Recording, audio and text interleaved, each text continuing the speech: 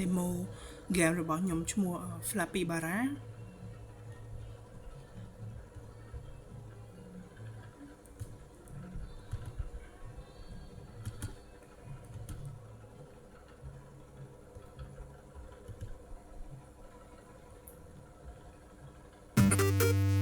ដោយនេះគឺជា Flappy Bara របស់ខ្ញុំគឺ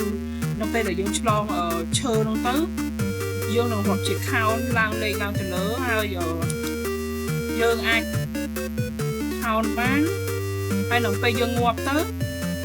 វានឹងឲ្យ load restart over របៀបនេះនោះហើយយើងអាចលេងម្ដងទៀតបាន